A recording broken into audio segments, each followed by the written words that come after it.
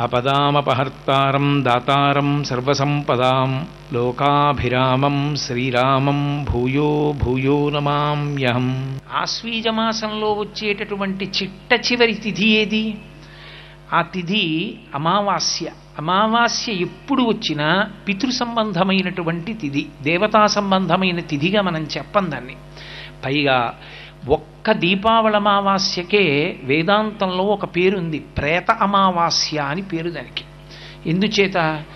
ప్రదోషకాలంలో పితృదేవతలందరూ వస్తారు. అమావాస్య మధ్యాహ్నం 12 గంటలకి ప్రధానమైతే ఆశ్వీజమాసంలో వచ్చేటటువంటి అమావాస్యని ప్రేత అమావాస్య అన్నారు. కారణం, పితృదేవతలందరూ వస్తారు ప్రదోష వేళలో. వచ్చి వాళ్ళు ఆకాశ మార్గంలో నిలబడతారు. ఎందుకు నిలబడతారు అంటే, ఒరే ఇంత గొప్ప కాలం సంప్రాప్తమైందిరా, గతంలో చేసుకున్న పాపాలున్నాయి, అదిగో మా వాడు దుఃఖంతో ఉన్నాడు, కష్టంలో ఉన్నాడు, దరిద్రంలో ఉన్నాడు, బాధల్లో ఉన్నాడు, ఉపయోగించుకుంటున్నాడా ఈ తిథిని చూడ్డానికి వస్తారు. అందుకే దీపావళి అమావాస్య నాటి సాయంకాలం అన్ని పూజల కన్నా ముందు పూజ ఏది అంటే దివిటీ కొట్టడం. దివిటీ ఎవరు కొట్టాలి? ఆడపిల్లలు కొట్టరు దివిటీ. అందుకే ఇంటికి పెద్దవాళ్ళు, మగపిల్లలు ఎవరున్నారో వాళ్ళు గోగుకర్ర మీద జ్యోతులు వేసి, ఒత్తులు వేసి వెలిగించి దక్షిణ దిక్కుగా వాటిని ఎత్తి చూపించాలి. నాన్నగారు, నేను వేదధర్మాన్ని తెలుసుకున్నాను, వేద ప్రమాణమునందు గౌరవం ఉంచాను, ఇవాల్టి తిథిని నేను జరుపుకుంటున్నాను. నాన్నగారండి, ఇవాల్టి తిథిని జరుపుకుని అలక్ష్మిని పోగొట్టుకుంటాను. నేను భగవదనుగ్రహాన్ని ఆంతరమునందు పొందుతాను జీవుడి ఉన్నతి కొరకు, బాహ్యమునందు ఇంట్లో సమస్త సమృద్ధి కొరకు లక్ష్మీదేవి యొక్క అనుగ్రహాన్ని పొందుతాను. నేను పెద్దల వలన తెలుసుకున్నాను ఆశ్వీజమాస వైభవాన్ని, కాబట్టి నేను దీన్ని పాటిస్తాను. నాన్నగారు, మీరు బయలుదేరండి, బాగా చీకటిగా ఉంది కాబట్టి మీకు నేను వెలుతురు చూపిస్తున్నాను. కొడుకు ధర్మోదకం ఇస్తాడు. దీపావళి అమావాస్య నాడు దివిటీ చూపిస్తాడు. నాన్నగారు, చీకటిగా ఉంది, అసలే దక్షిణాయనం, కాబట్టి మీరు ఆ చీకట్లో ఇదిగో ఈ దారిలో వెళ్ళండి అని మార్గం చూపించడానికి తాను జలతర్పణ చెయ్యకుండా దివిటీని ఎత్తి పితృదేవతలకి చూపించేటటువంటి తిథి దీపావళి అమావాస్య. ఇప్పుడు వాళ్ళకి ఆ దివిటీ చూపించావు అంటే అర్థం ఏమిటి?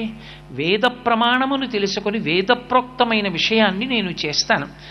ఏమిటి వేదప్రోక్తమైన విషయం? ఆశ్వీజ కార్తీక మాసములు అత్యంత ప్రమాదకరమైనటువంటి నెలలు. ఆంతరమునందు జీవుడి ఉపాసనకి అవి ఎంత గొప్ప తిథిలో, బాహ్యమునందు అంత ప్రమాదకరమైనటువంటి నెలలు. ఆశ్వీజ కార్తీక మాసములలో ఒక దంస్ట్ర బయటికి పెడతాడు. పెట్టి కార్తీక మాసం చిట్ట చివర్లో వెనక్కి తీసుకుంటాడు. మళ్ళీ చైత్రమాస ప్రారంభంలో ఒక కూర బయట పెడతాడు. చైత్ర వైశాఖ మాసములు అయిపోయిన తర్వాత కూర వెనక్కి తీస్తాడు. దీన్ని స్వయంగా వ్యాస భగవానుడే చెప్పాడు. వ్యాసో నారాయణ స్వయం, వ్యాసుడు నారాయణ స్వరూపుడు. ఆశ్వీజ మాసంలోనూ కార్తీక మాసంలోనూ కూడా అత్యంత ప్రధానమైనది ఏది అంటే దీపమే. ఆశ్వీజమాసం చిట్ట చివర వచ్చేటటువంటి అమావాస్య ఒక్కదానికే దీపావళి అమావాస్య అని ఒక ప్రత్యేకమైన పేరు. దీపావళి అంటే దీపముల వరుస అని. అందుకే దీపావళి అమావాస్య నాడు ఒక ప్రత్యేకత ఉంది.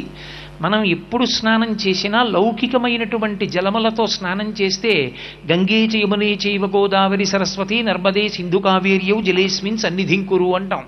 మొట్టమొదట గంగ పేరు చెప్పి ఆ గంగ ఈ నీటి యందు ఆవాహన అగుగాక అని అడుగుతాం. కానీ ఒక్క దీపావళి అమావాస్య తిథి నాడు మాత్రం ఎక్కడెక్కడ నీరున్నా గంగ ఆ నీటిలోకి ఆవాహన అవుతుంది.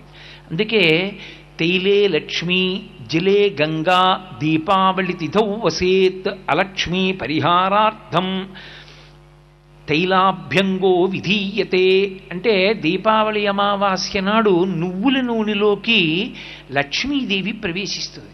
ఒక్క దీపావళి అమావాస్య నాటి ప్రత్యేకత ఏమి అంటే ఆ రోజున గంగాదేవి వచ్చి నీటిని ఆవహిస్తుంది, లక్ష్మీదేవి వచ్చి నువ్వుల నూనెని ఆవహిస్తుంది.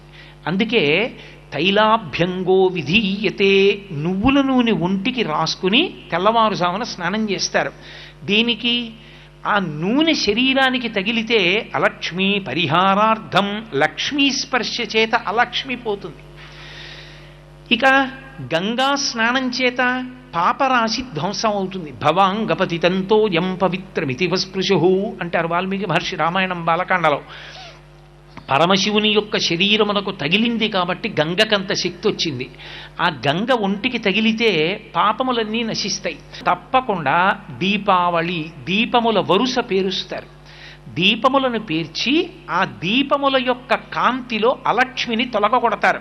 ఆ అలక్ష్మిని దూరంగా పంపించడం కోసం మేము వేద ప్రమాణాన్ని స్వీకరించి మేము లక్ష్మిని ఆవాహన చేసి ఆంతరమునందు జీవుడికి ఉన్నతిని బాహ్యమునందు లక్ష్మి యొక్క అనుగ్రహాన్ని పొందుతున్నాం అని చెప్పడానికి అలక్ష్మిని పోగొట్టుకోవడానికి పెద్ద పెద్ద చప్పుళ్ళు చేస్తూ వెలుతురుతో కూడినటువంటి వివిధ రకములైనటువంటి బాణసంచా కాలుస్తారు. దీపావళి అమావాస్య నాడు ఉదయం అపమృత్యు భయం లేకుండా ఉండడానికి, ప్రమాదములు జరిగి శరీరం పడిపోకుండా ఉండడం కోసమని మట్టి పెళ్లలతో కూడుకున్నటువంటి ఉత్తరేణి చెట్టు తీసుకొస్తారు. శీతలోష్ఠ సమాయుక్త సకంటక దళాన్విత హరపాపమపామార్గ భ్రామ్యమాణ పునఃపునః అంటారు. పునఃపునః అంటే మళ్ళీ మళ్ళీ తిప్పుకుంటున్నాను.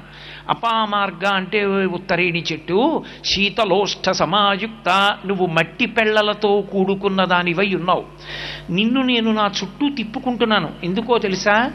పరదేవతానుగ్రహము నీయందు ప్రవేశించి యమదంష్ట తగలకుండా దూరంగా తొలగతొయ్యగలదు. అందుకని నా ఒంటికి రక్ష పెట్టుకుంటున్నాను అమ్మవారి రూపంలో. అందుకని నా చుట్టూ నేను తిప్పుకుంటున్నాను. భ్రామ్యమాణ పునఃపునః. దేని కొరకు?